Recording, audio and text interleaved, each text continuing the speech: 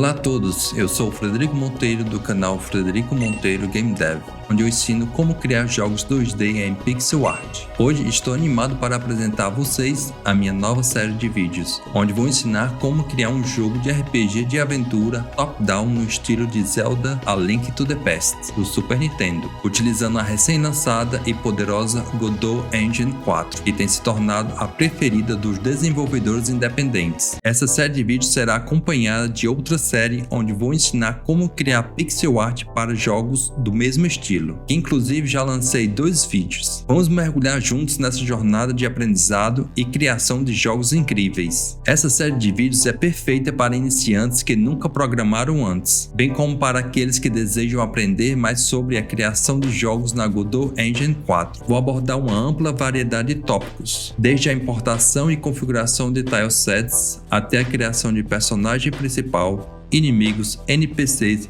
sistemas de combate, tela de abertura de jogo, barra de vida, inventório e muito mais. Meu objetivo é fornecer a vocês um passo a passo detalhado, com explicações claras e exemplos práticos, para que vocês possam criar seu próprio jogo de RPG de aventura top-down no estilo Zelda, do zero. Vamos começar com os fundamentos, com a importação e configuração de tileset para criar ambientes do seu jogo, mostrar como criar o personagem principal, com animações de movimentação suave e interações com o ambiente. Também vou ensinar como criar inimigos com comportamentos específicos e sistemas de combate emocionantes. Uma das grandes vantagens de utilizar a Godot Engine 4 é a sua flexibilidade e a facilidade de uso, além de ser totalmente gratuita e leve, sendo capaz de rodar em praticamente qualquer computador. Vou mostrar como criar a tela de abertura de um jogo com uma introdução impactante e envolvente. Também vou ensinar como adicionar barras de vida para os personagens, bem como a criação de inventário para armas, itens e recursos. Além de tudo isso, vou também ensinar como adicionar efeitos sonoros e músicas de fundo para enriquecer ainda mais a experiência do seu jogo. Estou realmente animado para compartilhar essas dicas e truques com vocês e ajudá-los a criar o seu próprio jogo de RPG de aventura top-down no estilo Zelda, com a Godot Engine 4. Tenho certeza que vocês vão adorar o processo de criação e se sentirão realizados ao ver o seu jogo tomando forma. Então, se você está interessado em aprender como criar jogos 2D em pixel art e especialmente se deseja criar o seu jogo de RPG de aventura top-down no estilo Zelda, você veio no lugar certo. Não se esqueça de se inscrever no canal para não perder nenhum dos episódios dessa série incrível. E se você comprou essa ideia, não esqueça de deixar o like para fortalecer o canal.